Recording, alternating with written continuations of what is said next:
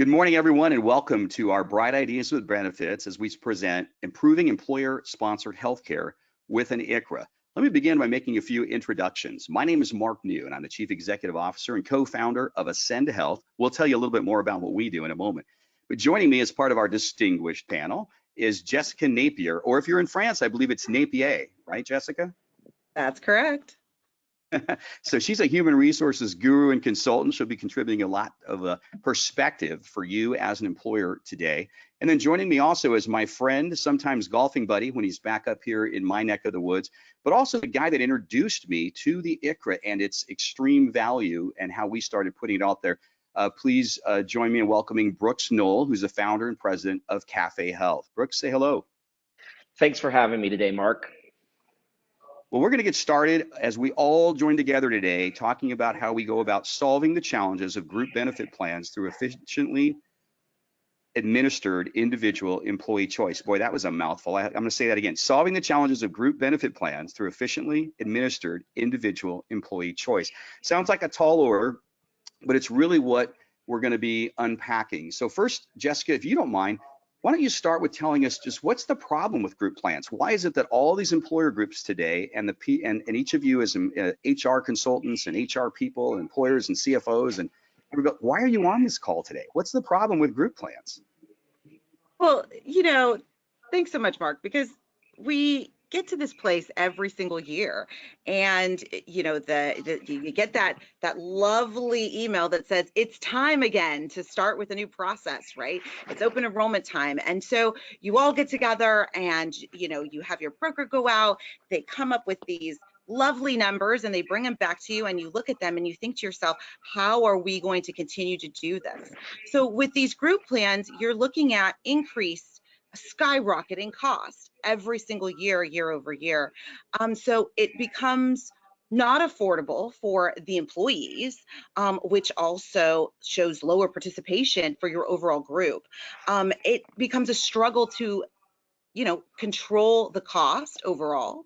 Additionally, it's a struggle for us to look at look at what's the best thing for our employees. So all of these things together get us very nervous when it's that time of year. So it has an impact, obviously, that's in many ways unsustainable. Right. You've got it. It's the right word. It's unsustainable.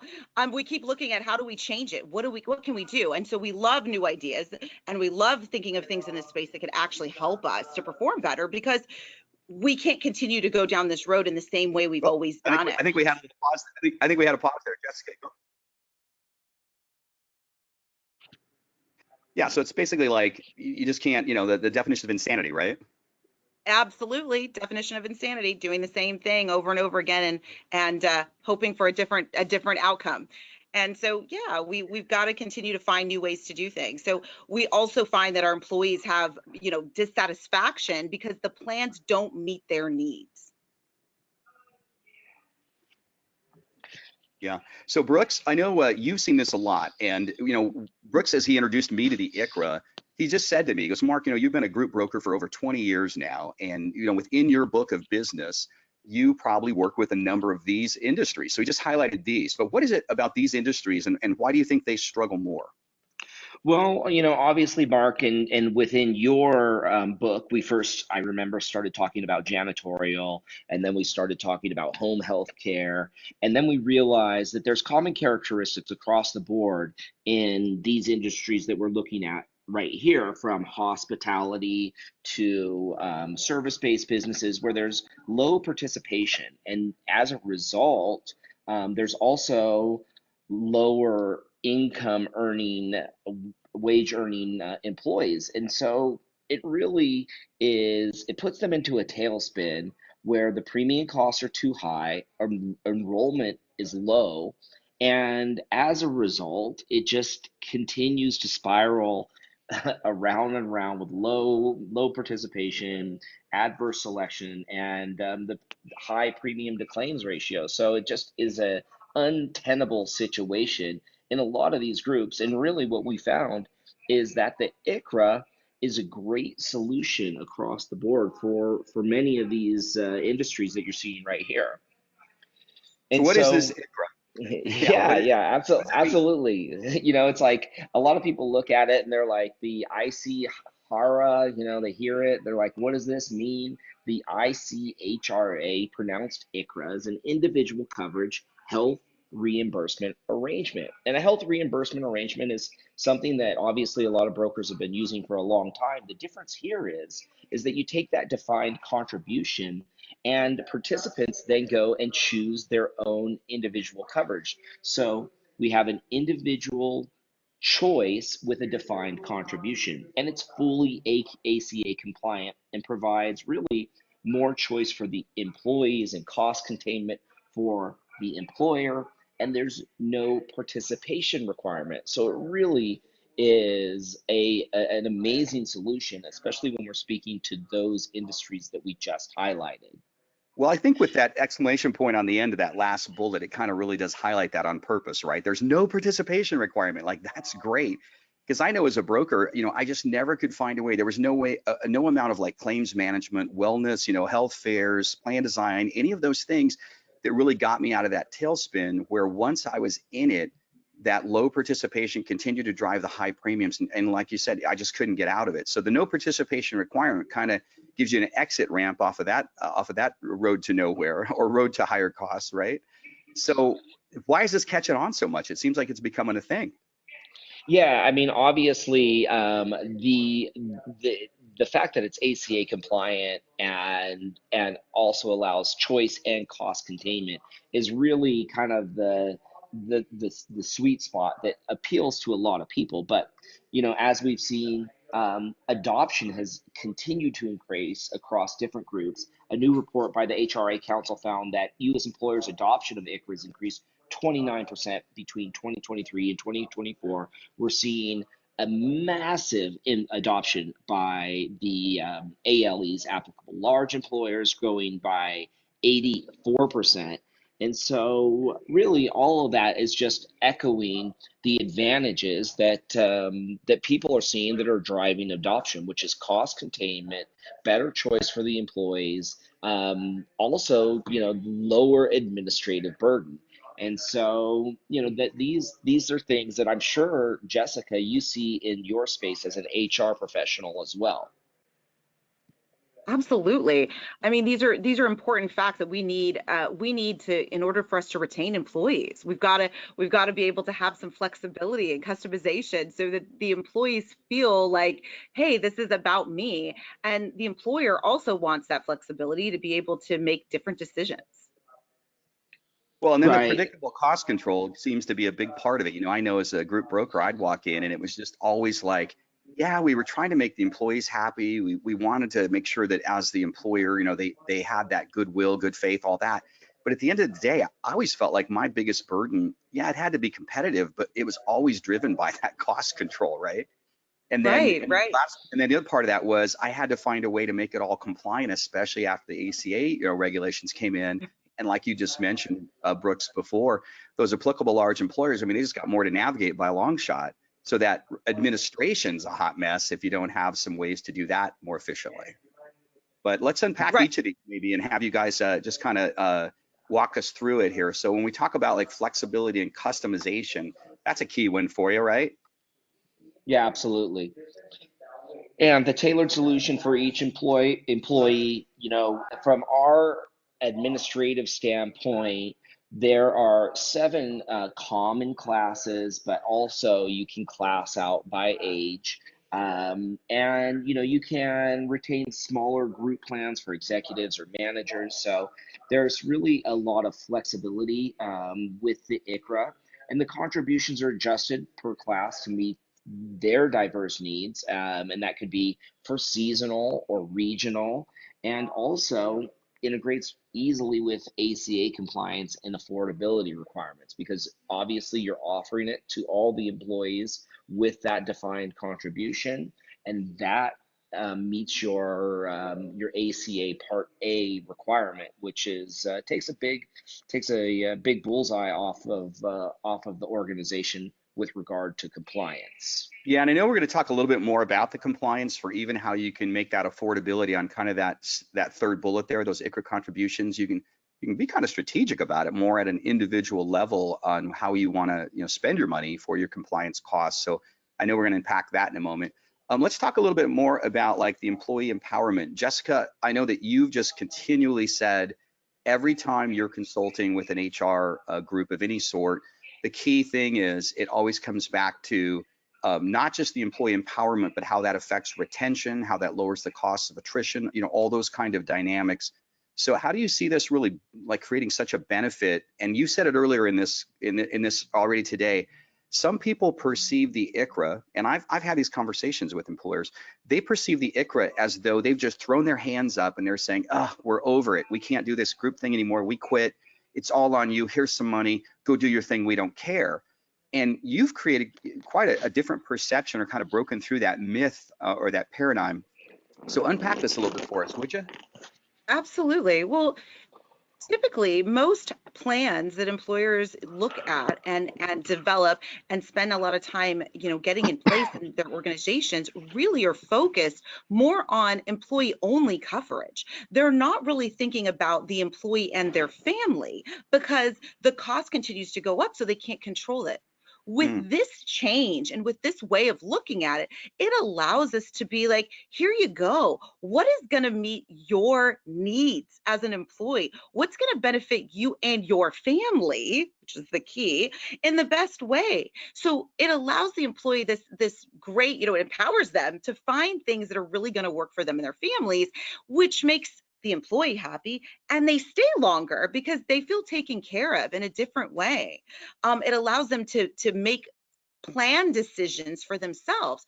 And typically, an employer may have 1, 2, 3, and let's be honest, when you have 3 plans, it's a lot of work on the employer, but it probably is not benefiting the 90% of your employee. By looking at this type of a solution, you're solving so many things, right? Because you're able to solve the employee's part, and you're able to solve the employer's portion, which is how do we have a lot of different plans that meet all of our employees' needs? Well, guess what?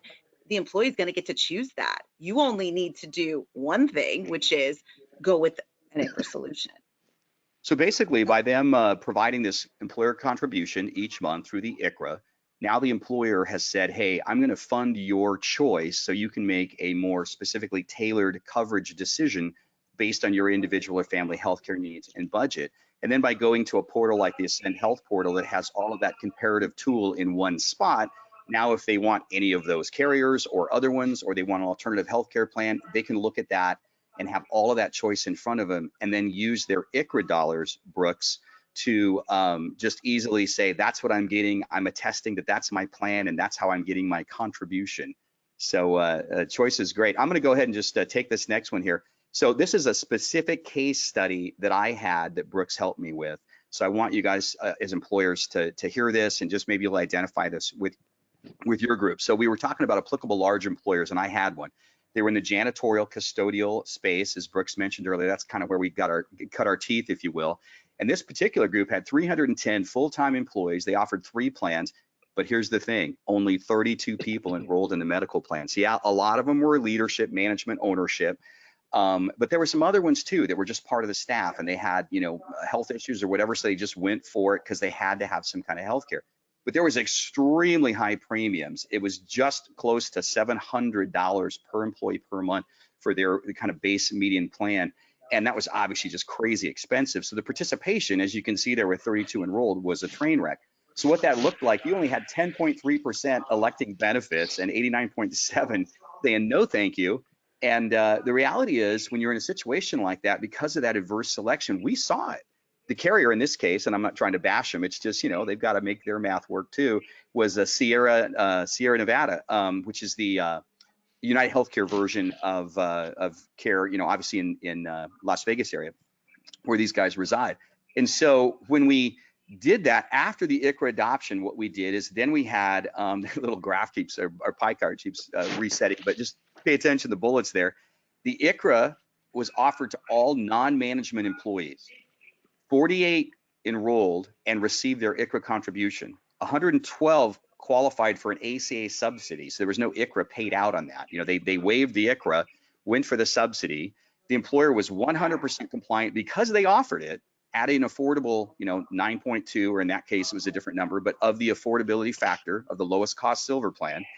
And they still retained a smaller executive management group plan with United Healthcare, the Sierra Nevada plan, and it was retained at 32% decrease in rates, but it also had so many less people on it. So they saved a ton of money on this executive group plan, but they also were able to get more people to enroll. And Jessica, when I shared this with you before, this particular story that Brooks and I did, you mentioned, there's more to the story than just the savings of the group plan or the people going to the ICHRA. There's more to it as it relates to engagement and retention. Do you want to speak to that just a moment? Absolutely. Well, you looking at the numbers, just the plain numbers, you can see, I mean, you only had 10% participating before. And when you think of 10% of your population, that's not very many people. And so there's not the engagement to stay with your organization or the want to you don't feel part of it. And then after you implemented the ICHRA, you get a huge difference. Like you have more, you're 56% of these people are enrolled in a benefit program. So their engagement in coming to work and being at work has increased significantly. And then if you add in the fact that you still have a plan, you're in the high 89 to 90% of people participating in their health for the future. Huge engagement, amazing performance overall, and that really helps you. The more engaged your people is, the less turnover you have. So that empowerment is also kind of almost synonymous with the engagement. And I like that you brought that to our attention as we were going through this, because I thought, a lot of times as a broker, you deal with the big cases and you're doing like voluntary benefit stuff. There's these studies that talk about the attrition cost and stuff. But I think for a lot of healthcare brokers, and I just kind of confess this for myself, is I didn't really always have my eyes on that cost, but I know all of our HR people on the call today, you guys know what that costs you. So again, that employee empowerment's a big deal. But now going to cost and the predictive cost control, one of the phenomenal advantages of this that Brooks pointed out to me early on was he's like, Mark, once you get this cost in place, it's fixed. You don't have to worry about it going up unless you want it to go up. But here's a myth I want to just explain. This is predictable cost control. And again, walking in as a broker, and the number one thing I try to manage is obviously the competitive value of the benefits on a group sponsored basis, but then trying to manage that cost. So here's an interesting thing. The average annual contributions to premiums for families, and this is 2024, for families it went up 7% last year increase, and for individuals it was 6%. Now that doesn't sound all that bad, but when you look at that third bullet down, these hikes represent some of the most significant in over a decade, with family premiums raising by 24% since 2019 and 52% since 2014. That is an unsustainable trajectory. I mean, I wish my net asset value of all our mutual funds and stocks went up like that, right? That'd be fun. But it's crazy. And here's the thing: you as the employers, all of those of you that are employers and HR folks on here today, you or your companies have largely absorbed these higher costs with their contributions increasing accordingly. But we all know it's unsustainable. So that's the issue. But here's the myth. I did not know this until we did some very intense research on it through a variety of different sources, Kaiser and some of the others, Milliman and such. What cost more, individual or group healthcare plans? I mean, you can look this up on ChatGPT if you want to spend a quick 5 minutes having some fun. But for individual health insurance plans purchased through the Affordable Care Act, the ACA marketplace, the average monthly premium is $477, totaling $5,724 annually. So that's a lower number than the number I just showed you, right, for the group plans. And it won't always be like that, but right now there's three main factors that contribute to this, and I think it dispels the myth that is employer-sponsored group healthcare plans always provide better value as far as the competitive value of the benefits. You could probably still argue that as far as networks and such go, but the cost of them is better. Well, not last year. And the reason why is, first point there is there's a risk pool composition. The individual market now has attracted a diverse enrolled base, including a significant number of healthy individuals, younger. So this broader risk pool helps stabilize those premiums. Then you have regulatory measures where state level initiatives such as reinsurance programs have been implemented. And that's to mitigate the premium hikes in the individual market. So that helps kind of, stabilize it as well. And then you have just market dynamics. And that's just, individual markets have seen increased competition amongst those insurers. So it's contributing to a more moderate premium increases because they're trying to be competitive. So with that, we've got some market factors, risk pool, and regulatory measures that are helping reduce or keep lower that individual healthcare option. So when you give your employees money or provide that through contribution that's predictable through that monthly amount, now you're not really taking away a value. You're actually giving them access to more choice that might even be less expensive. So let's talk about this predictive cost control. Brooks, you want to take this and just kind of tell us about the different classes and all this? Yeah, absolutely. So as we mentioned before, we do have the 7 common classes, and also you can also class out by age, and the predictable cost control comes in first defining what you're going to pay or what you're going to contribute for each class. And again, that way you don't have exposure to any claims costs. You know what you're going to outlay financially for each class. You have no exposure to any rate increase. Some other things that we actually haven't mentioned is or we mention it, but it's a little bit more of a nebulous cost control. But that's also the lowered administrative burden, the less work that's going to be done by the staff to administer a group plan. And you only pay for employees that accept the ICHRA contribution. And so if they qualify for a subsidy, they can opt out of the ICHRA contribution, receive the premium subsidy, and it's probably better value for them.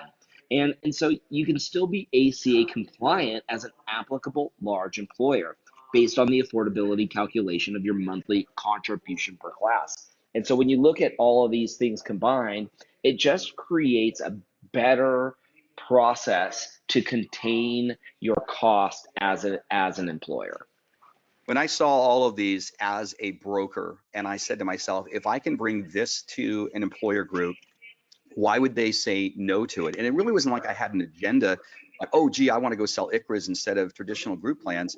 It was really a matter of saying, I need to provide something else that can help them solve this problem that I haven't been able to solve. So I loved all these different components to it. And I think it really does summarize that predictable cost control. But there's other things too, and you just mentioned a little bit of it as we talk about the compliance and then the administration. So let's unpack this.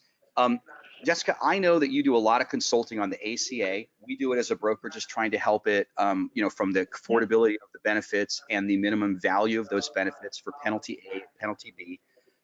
You want to just unpack this as you talk about, obviously, making sure people are being compliant. And I know for most everybody out there that's listening to this, you've been dealing with this for years. So we don't have to spend a ton of time on it, but let's just quickly review. If you're less than 50 full-time employees, you're not subject to ACA employer regulations. But if you're more than 50, you are. So how does this shake out with an ICHRA?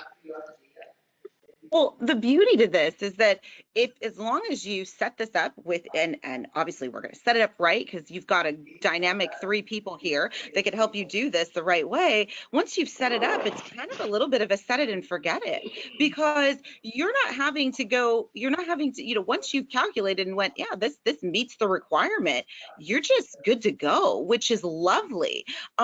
We've not had that flexibility before to make sure we've got this. So your monthly ICHRA contributions, once they're, like I said, once they're set up, you're going to be able to do, you make your payments as an employer. It's one thing, you're doing one thing, and it's beautiful. And that's what we want. We want simplicity in the way in which we're being compliant with all of the guidelines that are outlaid for us.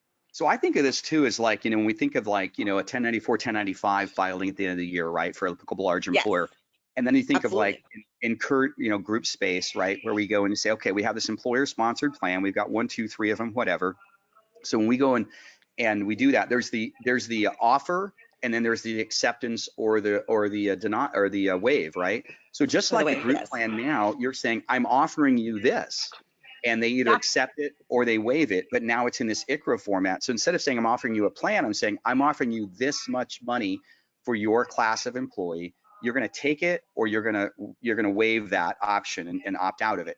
But because I offered it, just like on a group plan, because I offered it to you, and it satisfied the minimum essential coverage for penalty A, and it satisfied the minimum value by being the lowest cost silver plan set at, this year's affordability of 9.12%. Then I'm compliant there too. So I've satisfied as the employer penalty A and penalty B, but it's the same kind of setup in the sense that I've just said, here's what I'm offering, you take it or you don't, and I report accordingly, right?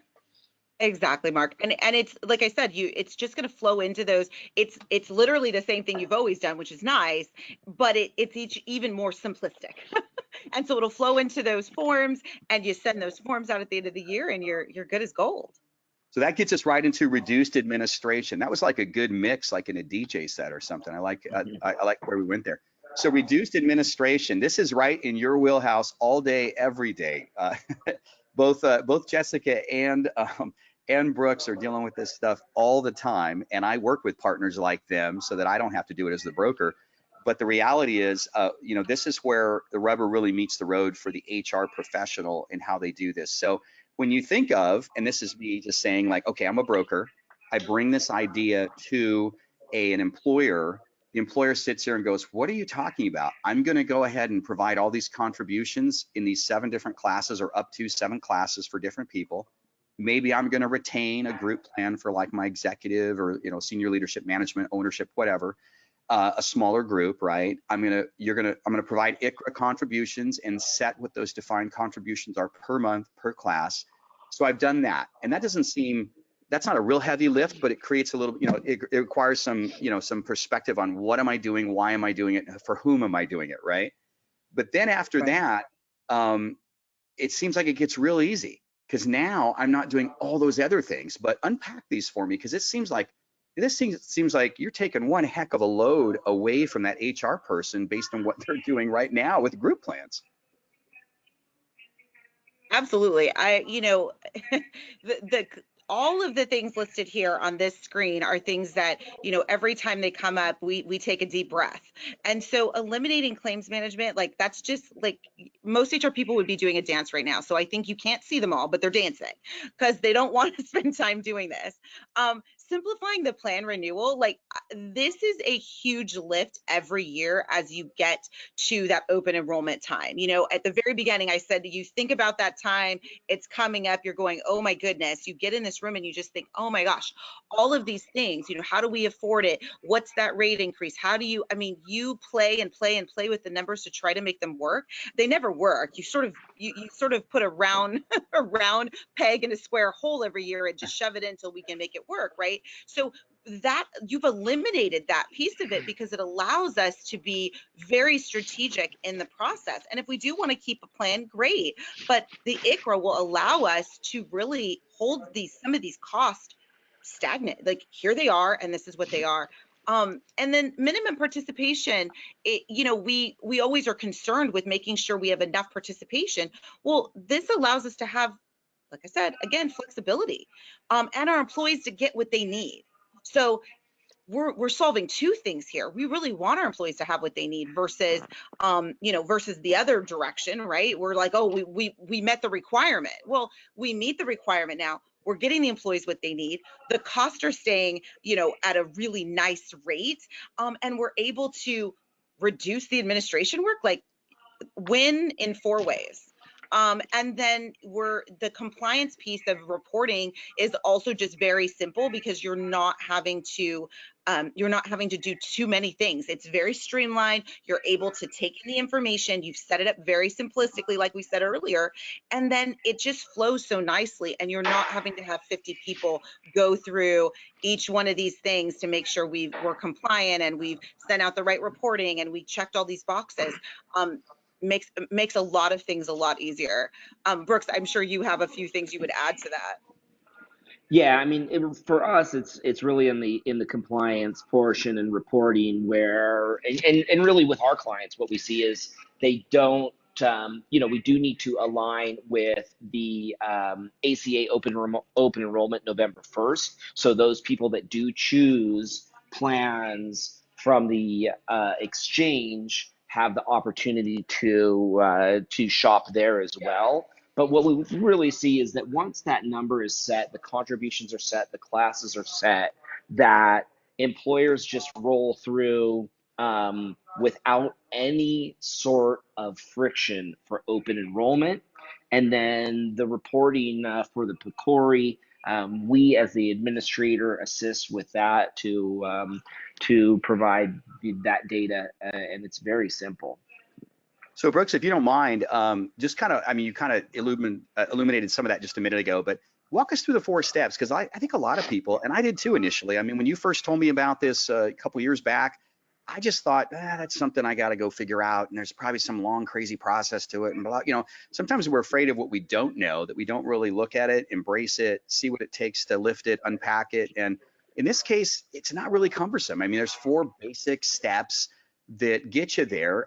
Tell us more about these so people can see that this isn't really hard to adopt in ICHRA. It's a pretty easy process. Yeah, that's right. It can be very, it actually can be very, it can be very sophisticated. And you can make it more tailored to the needs of your organization and to your employees. But the basic steps are identify the classes and the contributions. And you can also have groups that maintain the group plan, as you mentioned. Um, and then adopt it. We send out a letter that says you are now going to be offered an ICHRA. Here's your contribution. These are the steps to go out and And that goes to the select your. employee, right? That That goes that to the, yeah, that's right. That goes to the employee. So there's a notification that we're adopting the ICHRA and letting them know. And as us as the administrator, we also have communication and education that helps them understand how to go shop for those plans. And then the participants go and they log into our portal. They see that they have a contribution amount from their employer of whatever it is. We'll say it's $500 or $700, and then they go shopping. They go to an exchange or even an off-market exchange. They can use various different portals or services to buy their coverage. And then, as I said, we align with November 1st. You can start the ICHRA at any time, but we do recommend that you take a look at the plan and assess the efficacy, the cost savings, see if you want to make any increases or adjustments in the contribution. But that's really it. If there are no changes, the time for renewal comes and it just keeps on rolling. The employees continue to get their contribution. They typically have it on auto pay through their carrier, and there's really nothing more to it from the process standpoint.